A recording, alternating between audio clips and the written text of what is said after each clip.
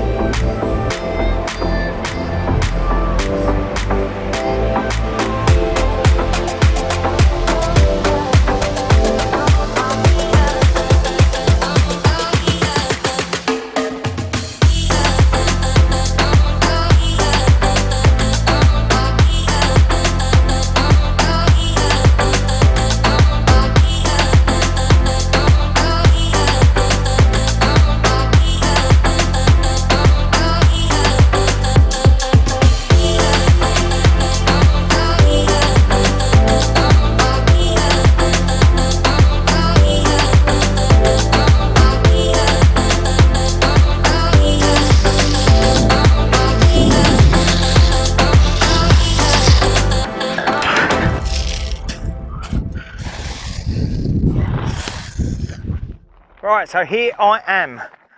Now, this doesn't show it and you won't hear it, but it is blowing a gale. Probably about 35-40 mile an hour gusts out here. And this is one of the reasons I've come to this venue today. Because the wind, well, the wind was forecast or is forecast on all the wind apps to be coming pretty much westerly, and when you look up at the cloud base, it is basically coming across westerly, but I think because of the topography of the ground, the way in which the ground lays, it's swinging round from southwest here across Deal and Sandown, so I'm getting a bit of a crosswind here. It's manageable. I've got the shelves up because there's also going to be some storms today, apparently. So let's see what happens with the weather and the wind. But I'm here, I think about 3 hours before high. So I'm going to give it a good 5-6 hours. Only fishing big baits, haven't got any worm. So I'm going to put out 2 rods. Probably one, I'm going to start with crab on to see if there's any smooth hands about here. And the second one will be like a ray bait that may pick up dogfish, or if I'm lucky, may pick up a bass. So I'm going to get the gear set up and show you what I'm doing and get fishing. But what I'd like to do is, before I do that, is sort of encourage anyone that's new to this channel who's seen this video to subscribe to the channel and please leave a comment. I do try and respond to every comment if YouTube shows me them. So all the comments that I get shown by YouTube, I respond to. I'd like to, obviously, at the venues that I go to, some of them are new venues, so I really would like to hear other people's methods of fishing that venue, what you go for, what you catch, whether I'm doing something wrong, and also I'm all for constructive criticism on things that you may not like so much about my videos, or things that could be improved, or things that you really do like. Obviously, I'm not going to respond to someone just going, this is crap. You're not going to get a response. But I'm all up for anything constructive to improve these videos, make them better for you, and obviously grow this channel. So I hope you enjoy this one. And I'm going to get set up now, show you what I'm doing, and then we'll get fishing.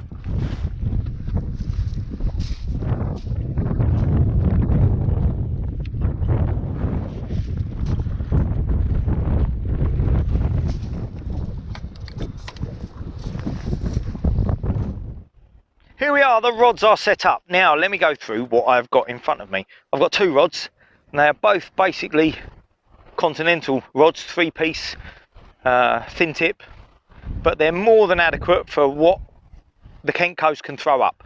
The Kent coast has not got massive tide pools the majority of the time, and the Kent coast hasn't got massive fish that's gonna really test your rod and your gear.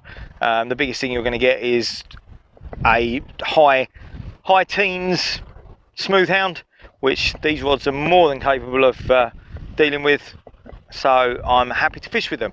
Now what I've got on the left is the Sonic Gravity HT here, and that is a 15 foot 4 rod, and that's matched up with my Shimano Ultegra 14,000, which has got I think it's 10 kilo braid on that, and the leader is 32 kilo mono. And then we go over to this side, and I've got the Vega Potenza Premium, and that's a 14 foot Continental. That's got a Shimano Ultegra 5500. That's on 7 kilo braid, and that's got 26 kilo leader. So as we go up, we come down to the business end, the end that catches the fish. I've got two pulley dropper rigs, but they're not identical, and I'll show you the differences. Now I made a schoolboy error, and I didn't check my tackle box before I went fishing today, and when I got here I realised that the leads that I took were for a session that I did on a shallow sandy beach, and I didn't take many 6-ounce leads. I only took 5s and a little bit lower than 5s, 140s. So now I'm here at Deal, which has got a deeper beach. It's got a bit of a tide pool. The wind's coming across me. All I've got is 1 6-ounce. So what I've done is I've put the 6-ounce on the Sonic rod.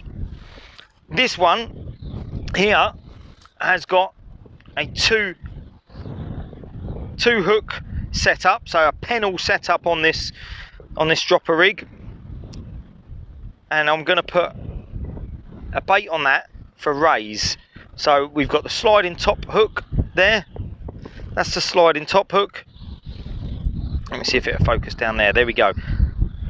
So we've got the sliding top hook there, and we've got the bottom hook there. That's a 6.0 Sakuma Manta, and that's a 6.0 as well. I don't know what the model is of that.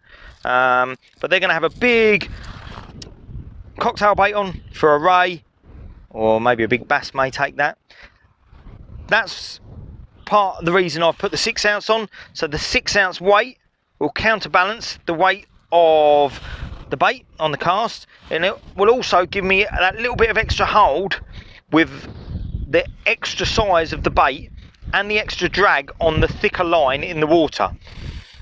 Because as I said, this line, I'm using 32 kilo on this as a leader. I'm using 10 kilo braid. It's all that slightly thicker. It's all going to have that slightly more, bit more drag in the water. So a slightly heavier weight will hold it in place. And then on the other rod, which has only got the 26 kilo leader and the thinner braid, I've gone with the 5-ounce, because then on that it's going to be a smaller bait, and a smaller bait is going to be put on, as they blow around, this circle hook here, which is a Black Magic KL50 circle hook, and you can see at the top there it's tied on with a loop. So that's a Perfection loop knot. What that does, it gives that hook complete freedom of movement. It can swing around whatever way it wants, so that when a fish takes the bait, that hook is not hampered by a fixed knot when it wants to swing around into the corner of the mouth. So this can then swing around into the corner of the mouth, and hopefully increases your hook up. So this is just going to have a hardback crab on it. That's all I've got. I'm going to put one hardback crab on that, frozen, and we'll get that out, see if they're smooth and about. So let's do that one now, and then we'll go and do the ray bait after. Right, so here we have a frozen hardback. I'm just going to warm that up, just to get it defrosted a little bit, and then we'll get it mounted on the hook. Right, so I'm going to pass this hook through the back leg socket, wiggle it through the frozen crab.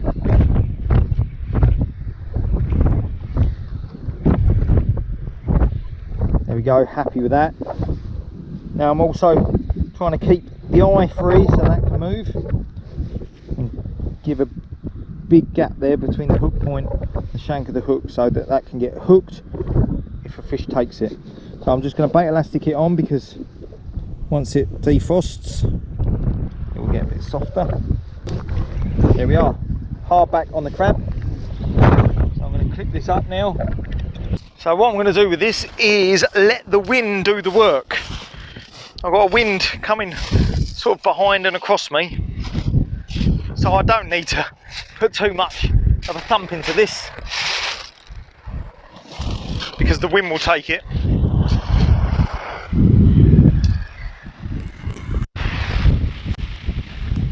And that's flown out there.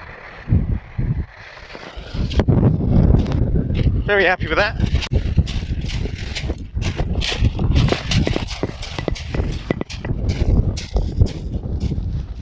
Right, so now I've got that crab bait out, just keeping an eye on it. I'm going to put the other bait out. So what I'm going to do is I am going to use a sand eel. There's a sand eel. I'm going to take the snout off, like so. I'm going to take the tail off, like so.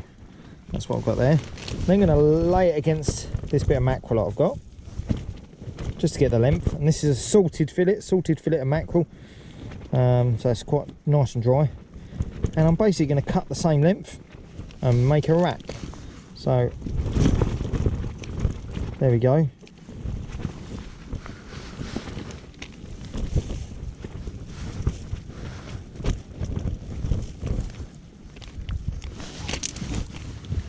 What I'm going to do is just try and fold it round gently. Once I start bait elasticing this together, it will start to move itself around this.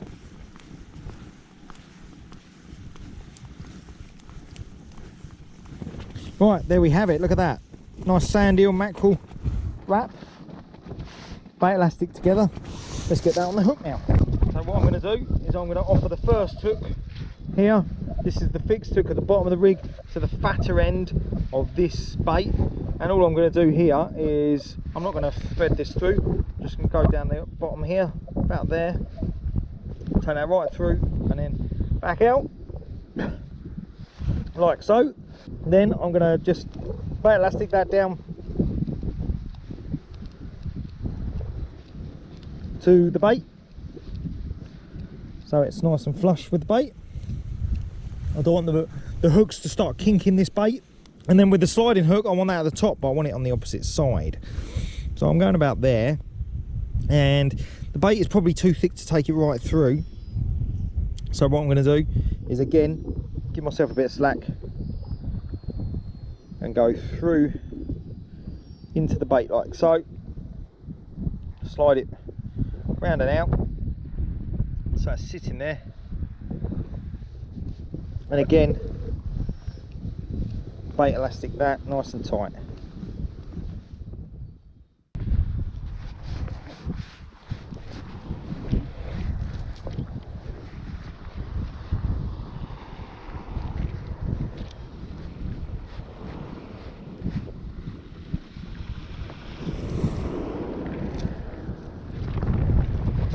Well, I've just been struggling with this. It went swinging round, and this is why. Look at this. This is going to make things unfishable if this continues. Get the other one in as well in a minute. See what's going on.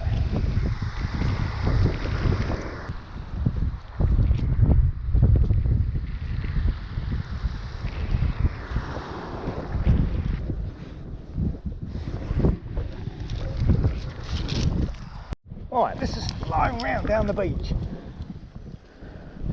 I did just feel a bit of kicking then. I wonder what's going on here. This is miles down the beach.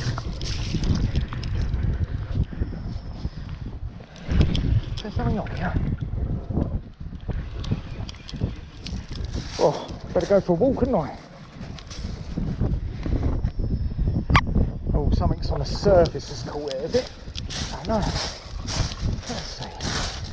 There's weed. There's weed down there. Bring it up along enough. What we did.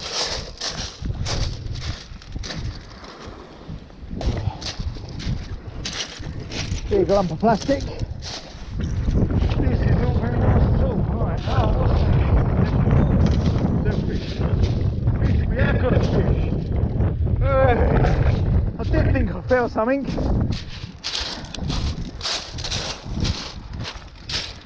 That's why when I looked up, and the line was on the beach. Let's get this rubbish. Not that going back in the sea. I don't really want to carefully put this down. Right, that rubbish go there for now. And there we are. This is what I thought I'd get if I didn't get any rays or smooth hounds. Dogfish. So there we are, the first dogfish. But there is a lot of weed about. A lot of weed. What's he got in his mouth that he's regurgitating there? What is that? Looks like a crab leg. Anyway, let's get back. Get rid of this rubbish. Come on, in you go. Bye bye.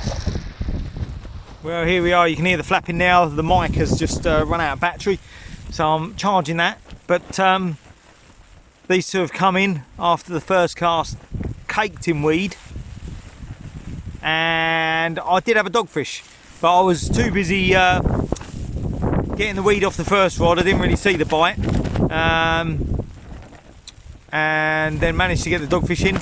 But it's taken me about 20 minutes to clean the line off. There's still a little bit more on there. I am going to get the same two baits back out in a minute. So I'm going to get the crab back out and another mackerel and sand eel wrap. But at the moment it's starting to rain. And it's looking very black, so I might give it 5 and then bait up.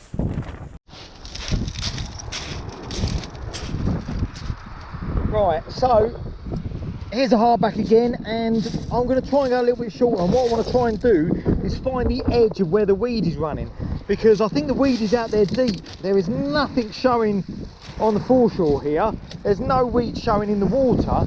So obviously the weed is running out deep, maybe below a drop off that I'm getting into. So I want to try and fall short of it and hopefully still be in the feeding zone. So I'm going to go a bit shorter with this.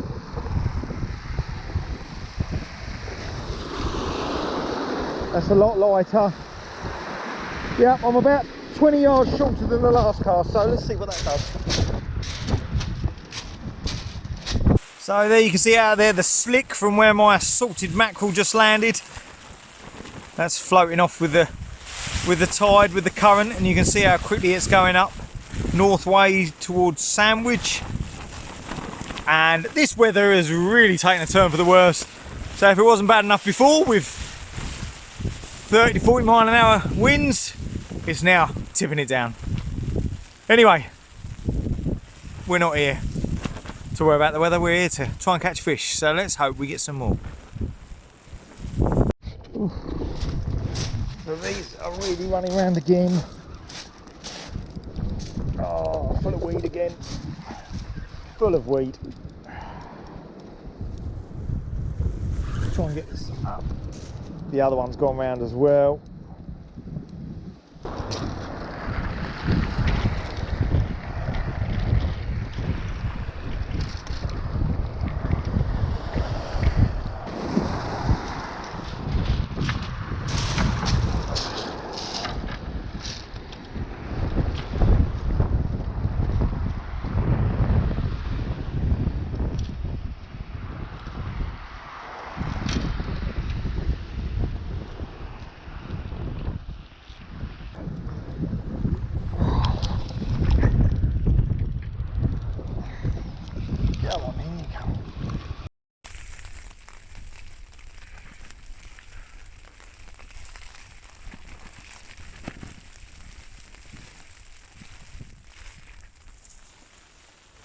So, unfortunately, the weed has beaten me. I mean, there is so much weed out there, and now I can start to see it on the surface coming through, so I think it's only going to get worse. And I'm not going to say the weather is anything to do with it, because if there was no weed and I was getting a few bites, I would stick with this, but I think the weather has put the icing on the cake with the weed, making it very difficult to fish. And then this is getting heavy rain, really blustery. I think I'm just going to go home and put my feet up. Anyway, I've got a few good sessions in the pipeline over the next few weeks, so hopefully we get into some decent fish. But until then, keep tuned, tight lines.